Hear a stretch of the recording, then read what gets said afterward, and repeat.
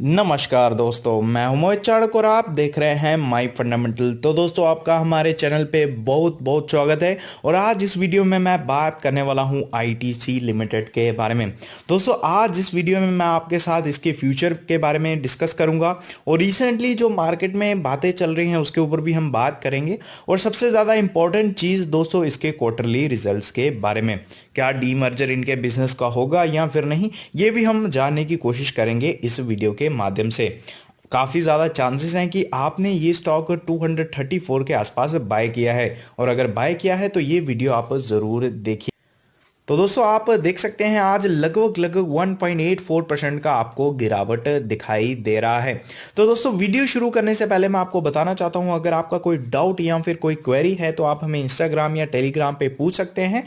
और अगर आप चैनल पे नए हैं तो चैनल को सब्सक्राइब ज़रूर करें, इस तरह का अपडेट हम डालते रहते हैं। तो दोस्तों, चलिए बात करते हैं पहले बिजनेस की। तो दोस्तों, बिजनेस में मैं पहले शुरुआत करूंगा इनके सिगरेट बिजनेस से। सिगरेट बिजनेस में इनकी अच्छी खासी ग्रोथ दिखाई दे रही है। यहाँ पे एक समय पे बिजनेस पूरी तरह बंद हो गया था, आज वो बिजनेस काफ़ी ज़्यादा रिकवरी दिखा चुका है। बट अगर आप एक्सपर्ट्स की माने तो हो सकता है आपको 7-8% की गिरावट दिखे ईयर ऑन ईयर बेसिस में। इनके सिगरेट बिजनेस में कैसा रहता है ये देखना बहुत ही ज़्यादा ज़रूरी है।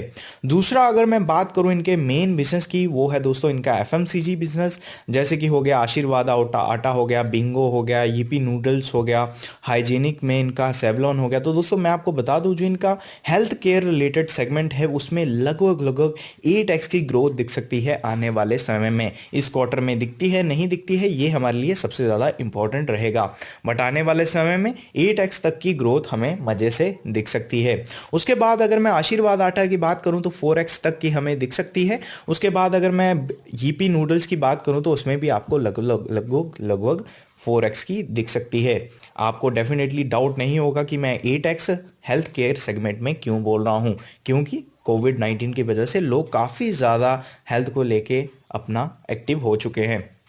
उसके बाद मैं बात करना चाहूँगा दोस्तों इनके होटल बिजनेस की। होटल बिजनेस की हम अगर माने तो दोस्तों, कंपनी बोल रही है कि हम अच्छी खासी रिकवरी ला रहे हैं। बट रिकवरी लाने का मतलब ये नहीं है कि पिछले क्वार्टर में इन्होंने 89 करोड़ का दिखाया था, और ईयर ऑन ईयर बेसिस की अगर मैं बात करूँ तो इन्होंने लगभग 400 करोड़ के आसपास का वहाँ पे रेवेन्यू दिखाया था। तो इसका मतलब ये नहीं है कि यहाँ पे आपको 400 करोड़ दिखाई देगा, बट यहाँ पे अगर आपको 150 से 200 करोड़ दिखाई दे तो डेफिनेटली मैं बोलूँगा कि अच्छी खासी रिकवरी यहाँ को देखने को मिली है। और अगर 200 करोड़ से ऊपर दिखाई देता है तो मैं बोलूँगा कि काफ़ी अच्छे रिजल्ट्स देखने को मिले हैं। तो दोस्तों, ये तो बात हो गई इसके रिजल्ट की। और अगर आपने इसके डिविडेंड को देखते हुए, क्योंकि आपको पता चला होगा कि 11 तारीख को कंपनी डिविडेंड अनाउंस करने वाली है, तो उस वजह से अगर आपने पोजीशन बनाई है तो आपको क्या करना चाहिए, तो डेफिनेटली स्टॉक में बना रहना चाहिए। अगर आप स्टॉक को शॉर्ट टर्म ट्रेडिंग के लिए लेते हैं तो ये थोड़ी नाइंसाफ़ी होगी स्टॉक की भी, क्योंकि ये 5 साल कंसोलिडेट किया है, और अगर आप इसको लेके 200-300 पे निकाल देते हो तो ये बेईमानी होगी। यहाँ पे आप देख सकते हैं 2016 में 200 पे था, आज 228 पे है। तो इतनी बड़ी कंसोलिडेशन किसी स्टॉक में आपको दिखती है, तो ये शॉर्ट टर्म में आपको अगर आप इसको बेच दें तो ये स्टॉक के साथ बेईमानी होगी, ये नाइंसाफ़ी होगी। मैं बोलूँगा कि आप इसको जल्दी बेच दें। इसलिए डिविडेंड के लिए मत लीजिए इसको, 5 से 10 साल तो इसको होल्ड करना ही चाहिए। फिर भी अगर आपने शॉर्ट टर्म लिया है तो मैं बोलूँगा कि आप डिविडेंड के बाद निकल सकते हैं, कोई दिक्कत की बात नहीं है, कोई इशू नहीं है। अभी आप पूछेंगे कि डिविडेंड कितना दे सकते हैं, तो दोस्तों मैं आपको बता दूं कि 8 रुपए से लेके 15 रुपए पर शेयर का डिविडेंड ये दे सकते हैं, और इस तरह का डिविडेंड ये ज़रूर देंगे। कंपनी डिविडेंड के लिए काफ़ी ज़्यादा मशहूर है, और रिसेंटली जो इनकी पॉलिसी आई है 80% तक का ये प्रॉफिट आपको डिविडेंड के तौर पे दे सकते हैं। काफ़ी अच्छी जो इनकी स्ट्रेटजी है। और अभी बात करते हैं एक और अपडेट की, जो रूमर चल रहा है मार्केट में उसकी भी बात हम कर लेते हैं। वो है दोस्तों डी मर्जर। डी मर्जर यानी कि इनके बिजनेस का डी मर्जर होगा, यानी कि जो इनका होटल बिजनेस है, जो इनका सिगरेट बिजनेस है, वो हो सकता है कि अलग हो जाएगा। क्या होगा नहीं होगा ये आने वाले समय में ही पता चलेगा। तो ये हमें अभी कुछ मैं इस पे बोल नहीं सकता, ये मार्केट में जस्ट रूमर्स हैं। बट अगर होता है तो आप सोच नहीं सकते कि ये किस तरीके से भागेगा। ये आपको पकड़े हुए नहीं पकड़ा जाएगा, मतलब पकड़ लोगे ना फिर भी आपको घसीट देगा, इतना पॉप स्ट्रेंथ आ जाएगा इसमें।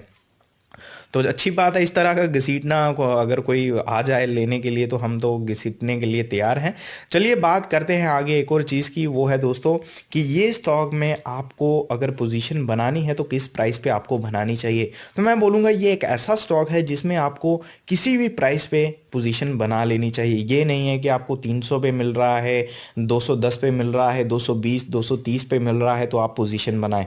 किसी भी प्राइस पे आप पोजीशन बना सकते हैं, किसी भी प्राइस पे। ये जल्दी ही अपनी कंसोलिडेशन खत्म करेगा और पूरे पूरे संकेत यहाँ पे इसके कंसोलिडेशन खत्म होने के मुझे दिखाई दे रहे हैं। तो आपको ये पकड़ा हुआ नहीं मिलेगा, मतलब पकड़ोगे तो फिर भी नहीं पकड़ा जाएगा आपसे।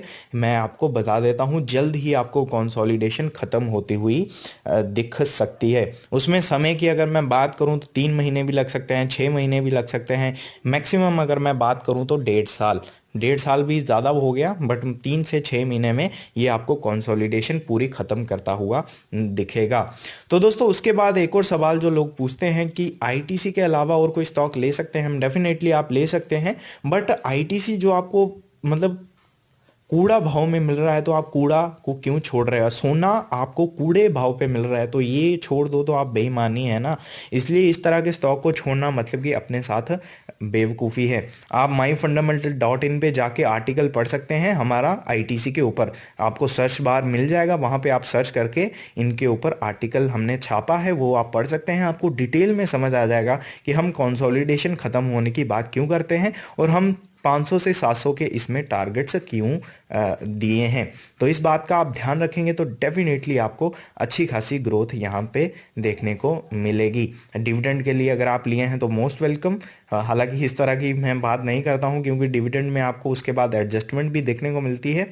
तो बात करेंगे उसके बाद एक और चीज़ की, और आखिरी चीज़ की जिसमें मैं काफ़ी ज़्यादा इंटरेस्टेड हूँ, वो है दोस्तों इनके सिगरेट बिजनेस की।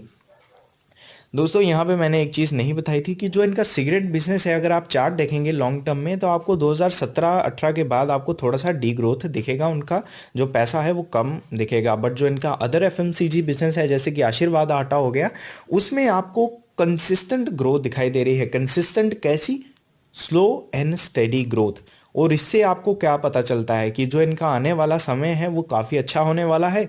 सिगरेट बिजनेस में तो ये अच्छा करेंगे ही करेंगे, बट जो इनका बाकी अदर बिजनेस है उसमें ये अच्छा ग्रो कर सकते हैं। आप एडवर्टाइजमेंट देखिए आईटीसी की, कितनी ज़्यादा एडवर्टाइजमेंट आती है, और ये तभी होता है जब कोई कंपनी ग्रोथ एरा में होती है, और ये कंपनी अभी ग्रोथ एरा में है। मतलब आप लगा लीजिए कि ये टीनेजर है अपने अदर बिजनेस में। एफएमसीजी की मैं बात कर रहा हूँ। तो इसको अगर आप लेते हैं तो मैं बोलूँगा इससे बढ़िया कोई स्टॉक नहीं हो सकता और इससे बढ़िया कोई चॉइस नहीं हो सकती लॉन्ग टर्म के लिए। तो वीडियो अच्छी लगे लाइक सब्सक्राइब और शेयर ज़रूर करें। धन्यवाद।